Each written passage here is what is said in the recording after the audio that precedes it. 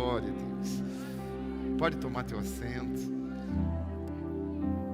Glória a Deus. Amém. Fique à vontade, você está na presença de Deus, na casa do seu Pai, nesse tempo teu e de Deus. Quero cumprimentar aos nossos internautas, que o Espírito Santo fale ao teu coração também, em nome de Jesus. Amém. Meus amados, é uma palavra para compartilhar com vocês essa manhã, está no meu coração. E ela faz muito sentido para nós, no sentido na questão da nossa fé. Então, é muito importante o que vamos conversar aqui hoje, porque tem a ver diretamente com a nossa fé. Nós vamos fazer uma série de 3 mensagens, então eu quero falar sobre os atributos de Deus. Durante 3 domingos nós vamos pensar sobre isso, refletir sobre isso, porque é muito importante que conheçamos a Deus. O que você tem para falar de Deus? Se alguém te perguntar assim, quem Deus é? Como Deus faz? Como é que Deus pensa? Quais as respostas que vêm à sua mente? Você pode falar, Deus é Pai. E é Pai, nosso Pai. Mas quais as características do nosso Pai? Qual a forma do nosso Pai lidar conosco? Qual a forma do nosso Pai tratar a natureza, tratar o ser humano? Por quais caminhos que Deus age? Como é que Deus faz? Se você pergunta aí fora para muitas pessoas que não pensaram sobre isso, e é natural que as pessoas não pensem sobre isso, é natural. Você vai conhecer pessoas que pensam sobre Deus, sobre o ser de Deus, sobre a existência de Deus, mas vai encontrar pessoas que nem sequer chegam perto disso. Elas dizem, Deus é uma força, e para elas está resolvido. Mas o conhecimento de Deus na nossa vida vai fazer toda a diferença na nossa forma de pensar, na nossa forma de elaborar pensamentos, elaborar juízo, na nossa forma de agir, na nossa forma de se relacionar com o próximo. Quanto mais você conhece de Deus, mais a sua vida é impactada. E é bem verdade, precisamos pontuar isso, que o nosso conhecimento de Deus, ele tem uma questão fundamental no sentido de fé, que no cristianismo o conhecimento de Deus ele torna-se empírico também. É uma experiência, não é só uma teoria. E é justamente, eu quero hoje, como pastor, levá-lo à teoria, ao conhecimento de Deus, naquilo que a Bíblia diz, e a uma experiência no que a Bíblia vive e no que você vive, e no que você vai passar a viver a partir do conhecimento de Deus. No capítulo 11 de Daniel, versículo 32, há uma sentença muito importante sobre isso, porque a palavra diz lá, o povo que conhece o seu Deus se tornará forte e fará proezas. O povo que conhece o seu Deus, antes de se tornar forte, nós precisamos conhecer a Deus. Ou melhor, ser forte é uma consequência do povo que conhece o seu Deus. E é sobre isso que eu gostaria de compartilhar com vocês essa manhã. Vamos ler o Salmo 139, vai ser base dessa série, os atributos de Deus. E eu quero encorajar você a não faltar nos próximos 3 domingos, para nós nos aprofundarmos nesse assunto. Bem verdade que não tenho a intenção, a pretensão de exaurir esse assunto, porque ele é muito profundo, de muita profundidade, mas nós vamos tratar de tal forma que venhamos nos mover com esse conhecimento. Salmo 139, do versículo 1 ao versículo 6. Podemos ler? Está todo mundo comigo? Se você trouxe seu smartphone, põe no aplicativo. Leiamos então, Salmo 139. Senhor, Tu me sondas e me conheces. Sabes quando me sento e quando me levanto. De longe percebes os meus pensamentos. Sabes muito bem quando trabalho e quando descanso. Todos os meus caminhos são bem conhecidos por Ti. Antes mesmo que a palavra me chegue à língua, Tu já a conheces inteiramente, Senhor. Tu me cercas por trás e pela frente. e pões a tua mão sobre mim. Tal conhecimento é maravilhoso demais e está além do meu alcance. É tão elevado que não o posso atingir. Para onde poderia eu escapar do teu espírito? Para onde fugiria da tua presença? Se eu subir aos céus, lá estás. Se eu fizer minha cama na sepultura, também lá estás. Se eu subir com as asas da alvorada e morar na extremidade do mar, mesmo ali a tua mão direita me guiará e me sustentará. Amém? Eu vou parar por aqui, mas esse salmo ele é lindo, ele é profundo, ele tem muito a ver com você e comigo. Eu sugiro que você faça uma leitura dele na sua casa e você vai descobrir pelo menos 3 atributos de Deus aqui. Então, gente, como introdução, eu peço a sua atenção. Falei de tudo para ser objetivo. Existem os atributos, a teologia explica o seguinte sobre os atributos de Deus. Os atributos de Deus, atributos da divindade, são características que Deus arroga para si, provando e sendo constatada na sua palavra, na forma de Deus agir, na forma com que Deus lida com o ser humano, lida com a natureza por ele criada. Então os atributos de Deus são características de Deus que ele arroga para si, características inerentes à pessoa de Deus. Por exemplo, a sua esposa tem atributos, tem características, o seu marido tem atributos, características, sim ou não? E quando é que eu conheço alguém? Quando eu consigo discernir, quando eu tenho conhecimento das características daquela pessoa. Então é muito importante tratarmos disso para que você conheça de forma internalizada como Deus faz, quem Deus é. Não somente ver Deus como um pai distante ou como uma figura celeste, um ser celeste distante, com cabelo branco, mal-humorado, com uma bengala na mão, ou com um chicote na mão, chateado com o que ele criou. É assim que você vê Deus? Não, é um pai, mas é um pai dinâmico, é um pai de amor dinâmico, é um pai que se importa com a gente, que quer nos dar segurança, quer cuidar de nós. Quem vê Deus dessa maneira? Amém? Vamos então entrar um pouquinho mais nesse assunto, porque Deus não é só um pai dinâmico, Deus é um pai que tem muitas características maravilhosas demais para nós, como o salmista revela aqui. E para entendermos o Evangelho, precisamos entender de fato quem Deus é. Parar um pouquinho nesse tema.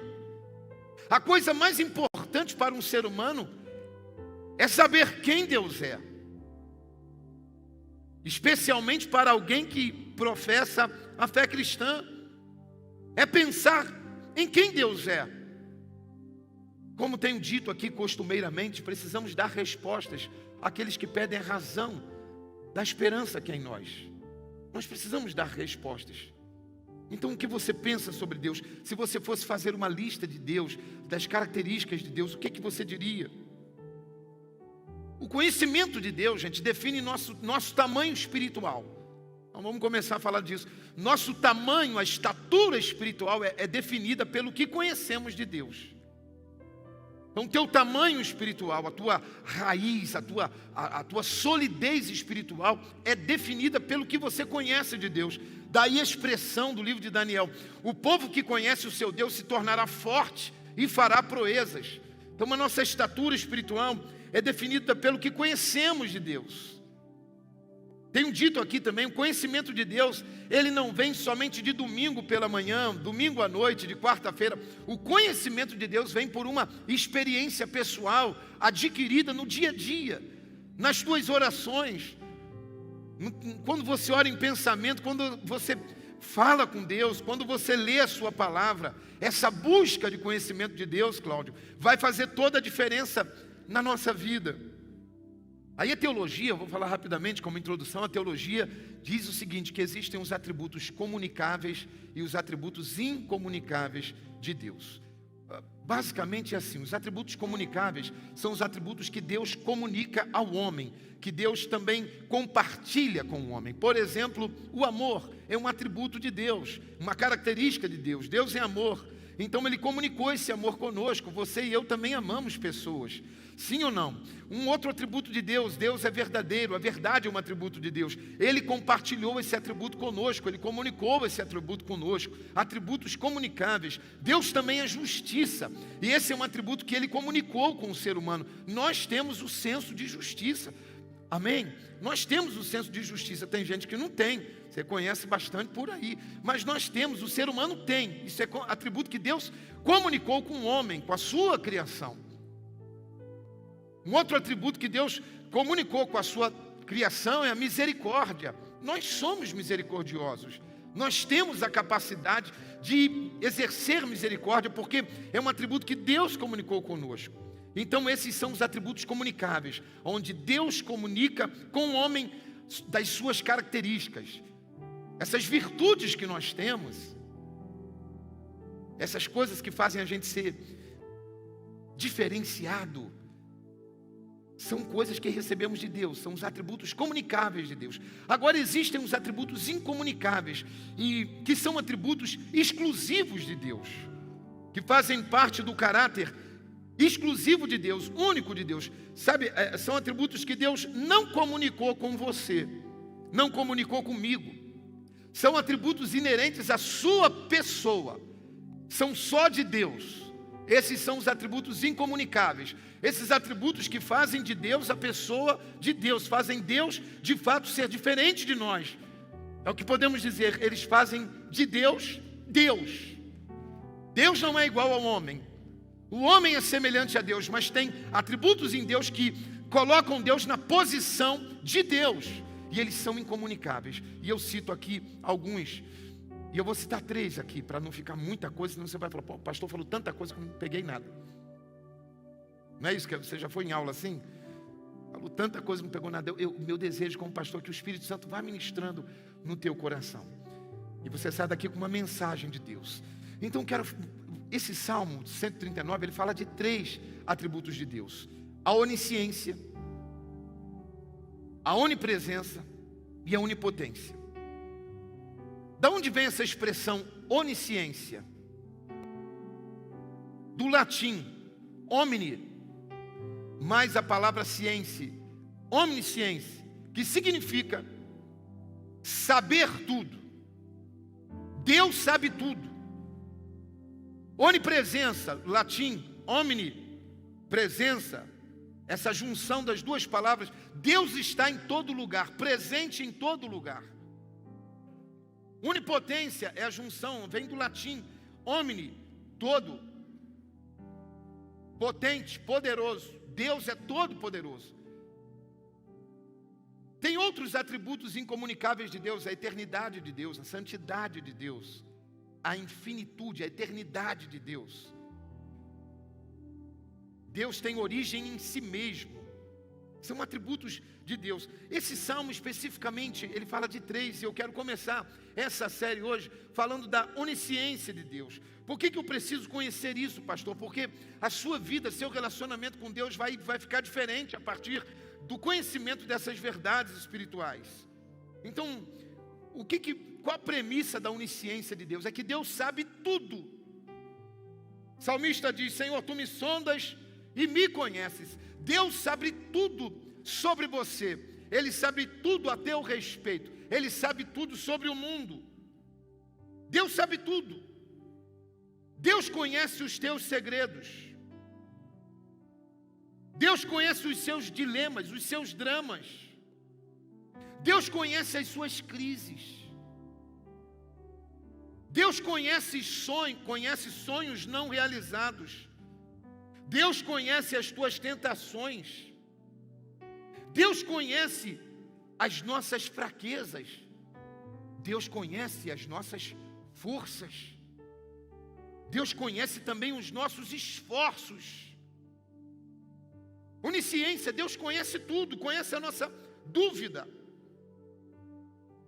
Há um relato sobre a onisciência de Deus do A.W. Tozer, um teólogo.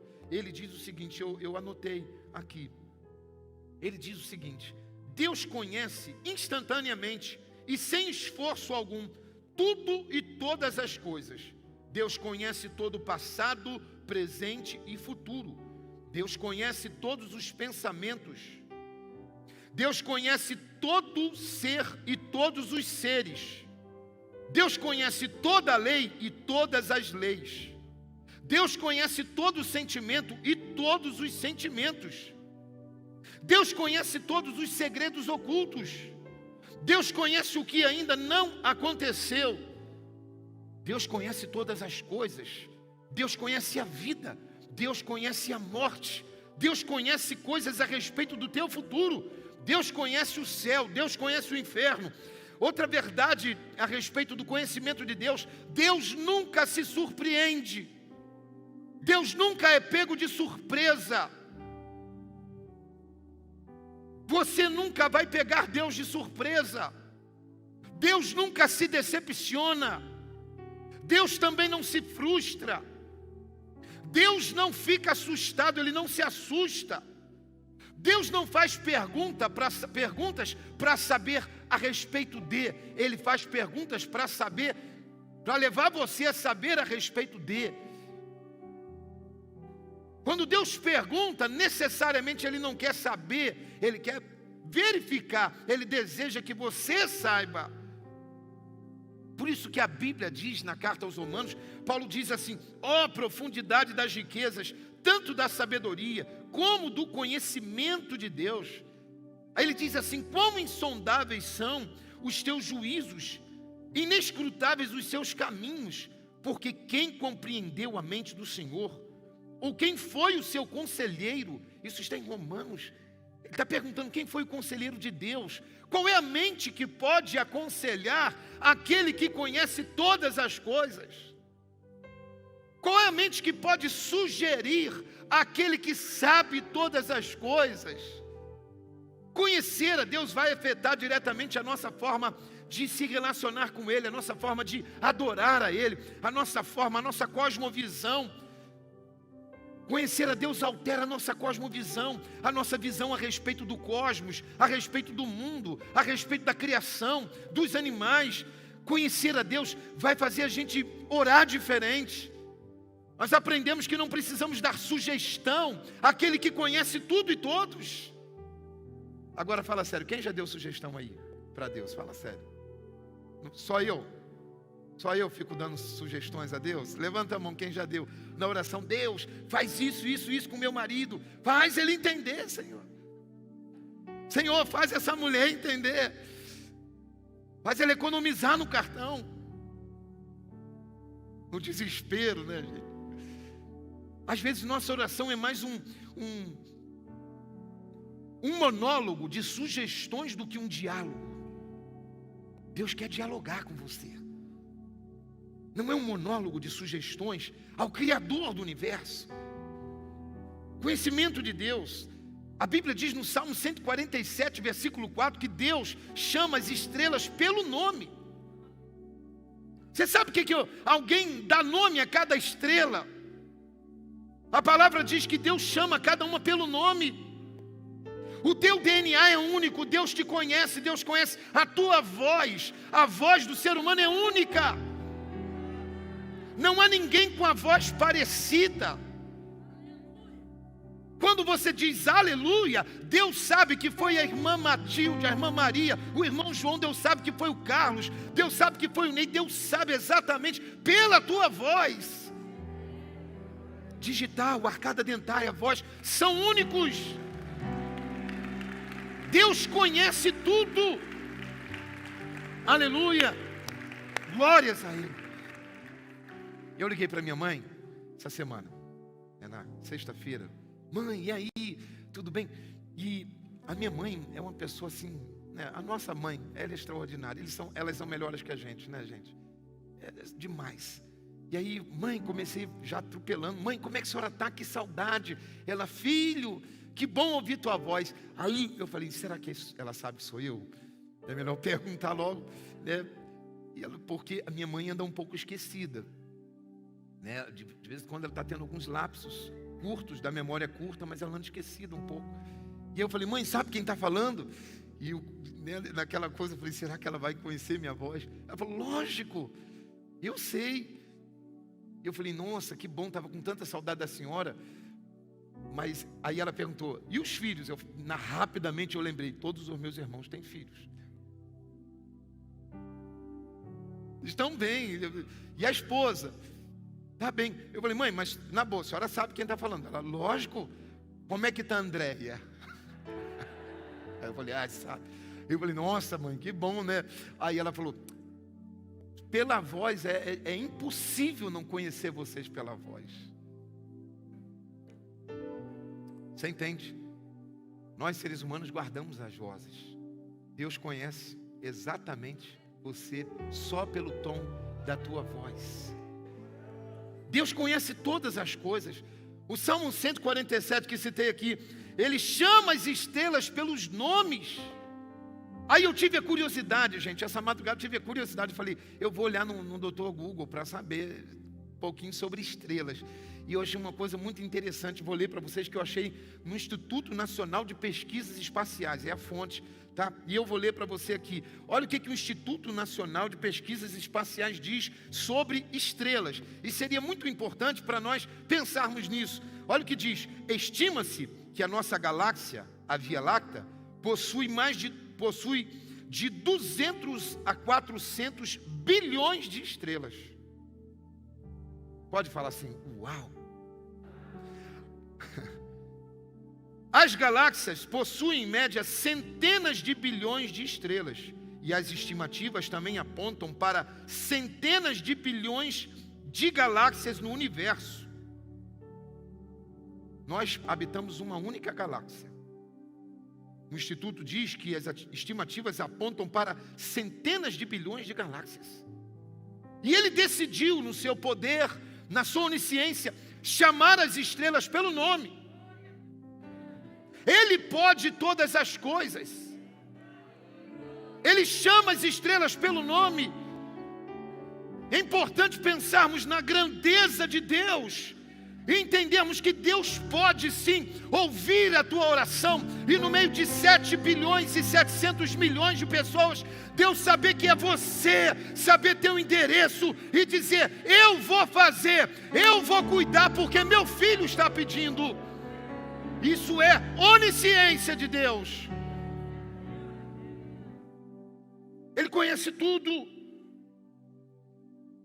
Para que você tenha uma ideia mais profunda sobre os 400 bilhões de estrelas, as centenas de galáxias, o Instituto Nacional de Pesquisas Espaciais Brasileiro diz o seguinte, para comparação, o número de estrelas no universo pode ser maior que o número de grãos na areia do mar.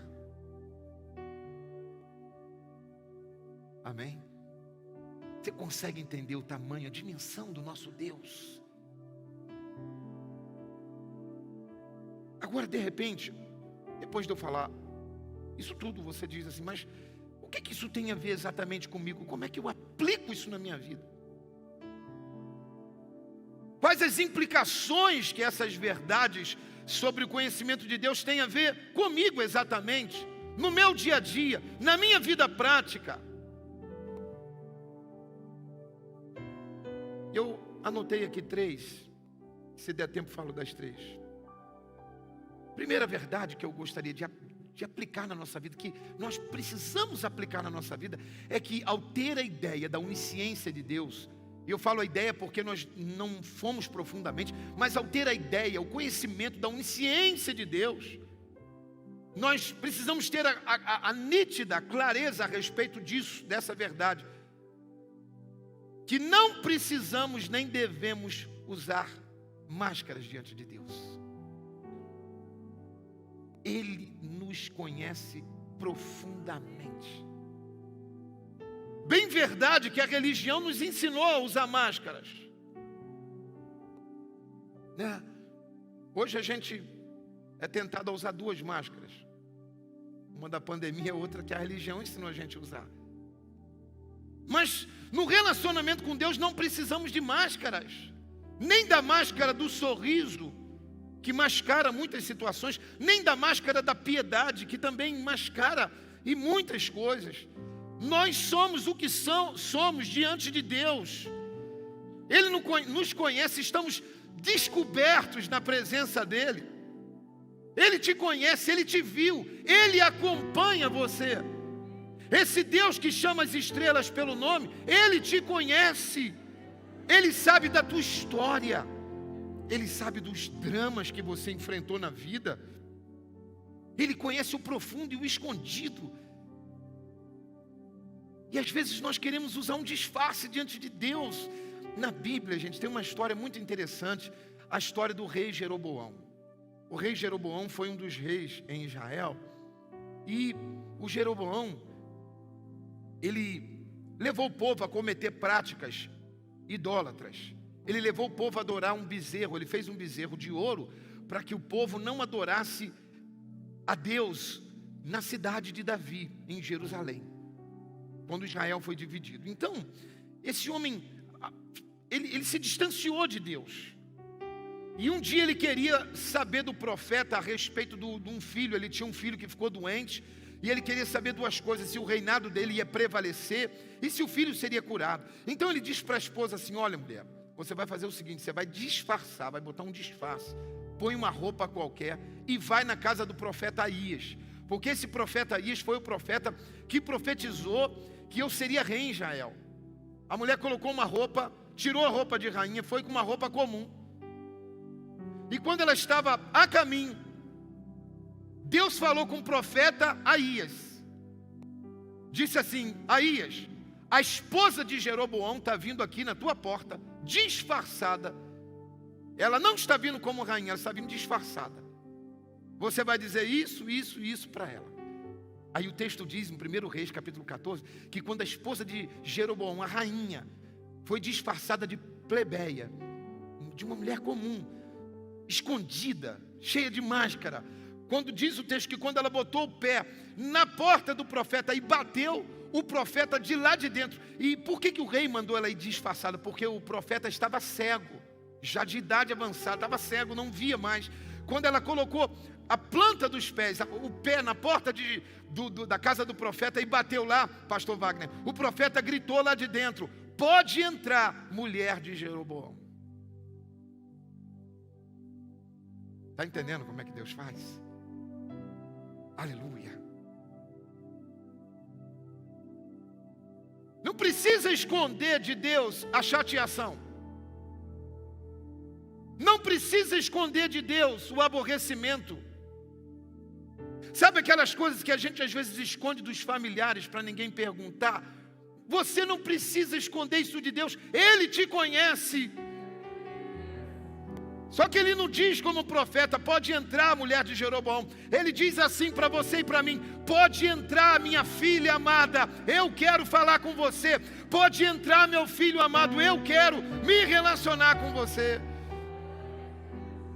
Isso muda a nossa forma de orar, de falar com Deus, a onisciência de Deus. E o salmista vai dizer isso de forma muito assertiva. Ele começa dizendo: Senhor, Tu me sondas e me conheces. Tu me sondas e me conheces. Ou seja, ele está dizendo: Tu me examinas. É o Senhor quem me julga. Às vezes somos julgados pelas pessoas. E a pior chateação do julgamento não é ser levado ao julgamento, é quando nos julgam sem conhecimento. Outro dia eu estava num salão de cabeleireiro, numa barbearia, e alguém começou a falar de uma pessoa da cidade, muito conhecida da cidade. A conversa foi a seguinte: porque fulano tem dinheiro, mas é tudo roubado. Olha que conversa tóxica. E eu conheço a história da pessoa. E eu estava ouvindo, aí o outro falou: é mesmo, não sei o quê. Também falaram isso. Eu falei: que demônio é esse? Eu não aguentei, eu me segurei. Falei: gente, mas deixa eu fazer uma pergunta, já que estava todo mundo falando, né? Eu falei: vou falar também. Falei. Eu falei assim: mas vem cá, vocês estão falando, mas vocês conhecem a história real? Qual é a fonte disso? Se pensaram que eu fui moralista ou não, eu sei que eu parei o assunto ali. Você conhece? Qual a fonte dessa informação? Sabe que isso aí é calúnia, falar disso a respeito de uma pessoa? Que a gente chega a uma idade que a gente vai perdendo um pouco o filtro, né, gente? Pô, chega uma idade, você vai tomando mais coragem de falar as coisas. E, você entende? A pior coisa é ser julgado sem conhecimento. Aí o texto está dizendo que, Senhor, Tu me sondas e me conheces. Quando olhamos para a onisciência de Deus, nós temos essa tranquilidade que Deus sabe exatamente quem somos, o que aconteceu. Isso traz para nós um senso também, traz para nós a percepção de que Deus julga as causas com balanças justas. Não é o que o outro está dizendo a teu respeito que vale, é o que Deus viu na essência que vale. Traz para nós também a consciência do dever de andar na justiça. Porque eu já não vivo mais porque a justiça me manda fazer isso. Eu vivo mais porque Deus pensa dessa forma. Os seus olhos estão sobre mim. Eu não vivo mais para mostrar uma aparência pública. O meu temor é quem vê para mim, quem me vê 24 horas por dia. Quem conhece as minhas decisões, quem conhece as minhas reais intenções. Está entendendo como a gente vai aprofundando na fé, na vida, quando percebemos, temos consciência da onisciência de Deus. Deus conhece tudo. Aí ele vai dizer assim: Tu sabes quando me assento e quando me levanto. Querido, Deus está olhando para você 24 horas por dia. Sim, está. Ele conhece. Isso não é uma utopia. Eu estou falando de alguém que conhece e chama as estrelas pelo nome. E não é que ele não tenha o que mais fazer, ele tem, é que o poder dele dá conta de tudo isso. Aleluia. Isso deixa a gente mais seguro. Veja, aí ele diz assim: de longe percebes os meus pensamentos. Gente, isso aí também é uma coisa que eu estou mostrando um enfoque do lado bom, né, da coisa. Agora, quando fala de pensamentos, de longe Deus conhece os nossos pensamentos. Daí a importância de ser verdadeiro, de ser inteiro, de ser íntegro. Quando Deus fala a respeito do pecado, querido, não é que Deus é um ser moral. Não, é porque nós não fomos planejados, nós não temos um design para o pecado. Nós fomos planejados conforme imagem e semelhança de Deus. E quando ele diz, conheces os meus pensamentos de longe. Você já teve alguma experiência parecida com essa? De conhecer pensamento de longe? Você teve sim, principalmente os casados. Solteiros ainda aguardam um pouco. Mas as nossas esposas, elas olham para nós e dizem: sei o que você está pensando. Quem já teve essa experiência? E qual mulher aqui já deu uma de onisciente? O pior é quando elas acertam. O pior é quando elas acertam. Na maioria, né, pastora Fátima? Mas Deus conhece lá no íntimo. Daí a importância de sermos inteiros. O que é ser inteiro? É fazer o que minha consciência diz, é ir até os limites estabelecidos pela minha consciência. Isso é inteiro. A minha consciência não pode dizer para eu parar e meu corpo continuar. Eu estou dividido. E Deus conhece os meus pensamentos. Deus conhece quando os meus elogios são sinceros, quando as minhas questões, Deus conhece as minhas verdades. De longe percebes os meus pensamentos. Ele diz assim: sabes muito bem quando trabalho e quando descanso. Todos os meus caminhos são bem conhecidos por ti. Aleluia. Gente, essa percepção da onisciência de Deus, o conhecimento da onisciência de Deus, leva a gente mais perto de Deus. E eu quero essa manhã, desejo de todo o meu coração, que você saia daqui mais perto de Deus, com essa consciência de que Deus te conhece, e que Deus conhece o amanhã, que Deus conhece o ontem. Que você tenha segurança de se movimentar, de saber que Deus está conosco. Uma outra verdade que vem à tona: primeiro, que nós não precisamos de máscara. A segunda verdade que vem à tona: quando pensamos na onisciência de Deus, Ricardo, é que Deus, quando conhecemos a Deus, nossa oração, ela tem um peso diferente. Quando temos conhecimento da onisciência de Deus, a nossa oração é diferente. Ele conhece exatamente, então, o alvo da minha oração. Ele sabe que não preciso, às vezes, ficar dando volta. Você já deu volta para pedir alguma coisa? Quem já deu volta para pedir alguma coisa? Sim ou não? Quer um conselho? Quando for pedir aumento de salário para o chefe, nunca vá antes do almoço. Sempre depois da refeição. Vai fazer uma boa venda? Leve o cliente para comer uma boa refeição. Aí você dá a volta durante o almoço e depois entrega. Mas com Deus não precisa dar volta. A gente começa a rodear assim, Deus fala, já sei o que você quer, eu sei o que você vai pedir. Ah, pastor, não preciso pedir, preciso. Por que essa questão da oração? Porque oração, falar, liberta a gente de nós mesmos. Eu preciso orar, eu preciso falar. Por que da oração? Porque a oração me faz me comunicar, me leva a me comunicar com Deus. E não num monólogo, mas num diálogo. A oração me coloca eu no meu devido lugar, no lugar de homem, de ser humano, de criatura e não de criador. A oração é esse processo que me leva a perceber Deus como Deus e eu como homem. Deus como pai e eu como filho. Então eu preciso de orar, não que Deus não saiba, mas porque faz bem para mim. Faz bem para o ser humano clamar a Deus. A oração nos liberta de nós mesmos. E por isso, gente, é que a palavra diz, Paulo vai dizer na carta aos Romanos, capítulo 8, James, versículo 26, a palavra diz assim, e o Espírito, ele começa dizendo, não sabemos pedir como convém. Mas o mesmo Espírito, mas o Espírito, falando do Espírito de Deus, intercede por nós com gemidos inexprimíveis. Então Deus sabe que tem coisas que você não sabe pedir, coisas que eu não sei pedir e não sei mesmo. Nós não temos critérios para avaliar o que é bom pedir, o que não é.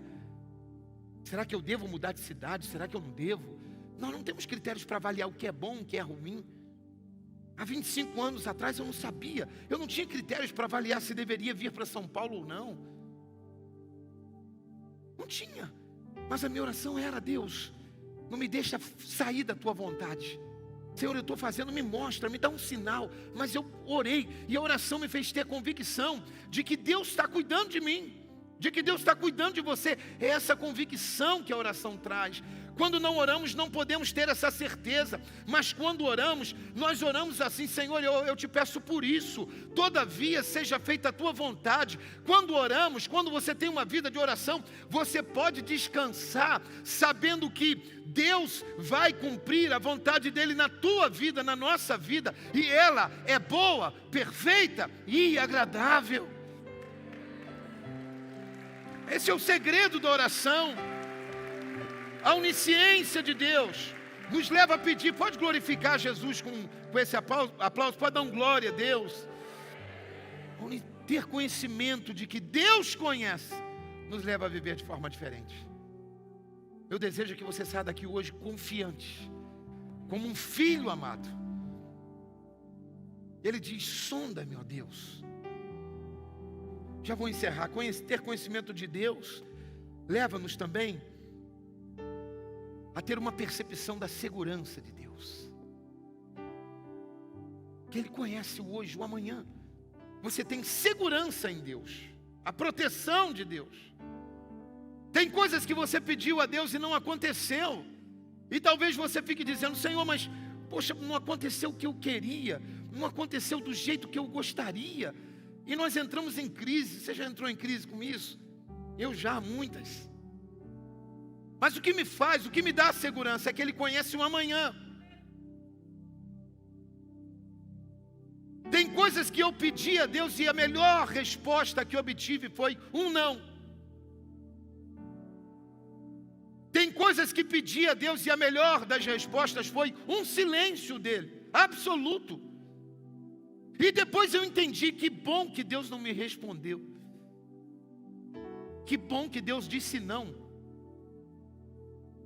Que bom que Deus disse sim. Que bom que Deus me negou a entrada naquela porta.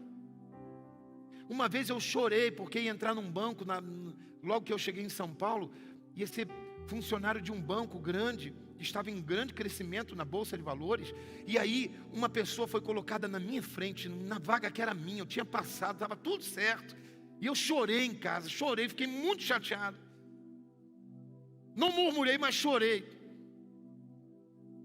5 dias depois, uma porta tão grande se abriu para mim, que eu fui chorar de novo, chorei de emoção, falando: Deus, muito obrigado, porque se eu tivesse recebido sim, eu já não poderia dar sim aqui do lado. Encerro dizendo: tem coisas que você não sabe o porquê. Por que está acontecendo? Por que não foi do jeito que eu queria? Deus sabe. Lá na frente você vai entender. Ele conhece todas as coisas.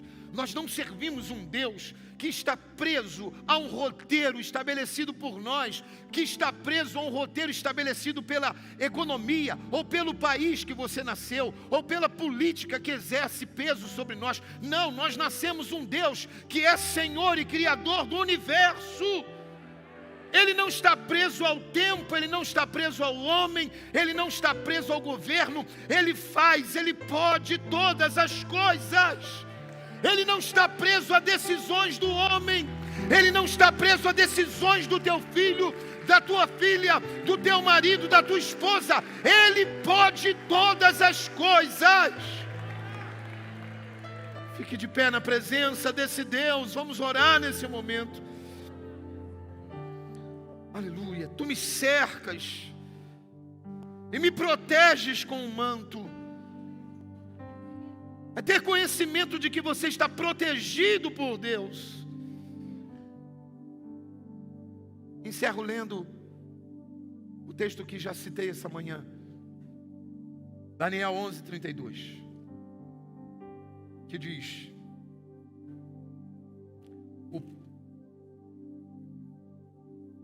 parte B. O povo que conhece o seu Deus se tornará forte e fará proezas. Nós precisamos conhecer quem Deus é. Tem chaves na sua vida que não foram viradas porque talvez você esteja se relacionando com Deus de forma errada.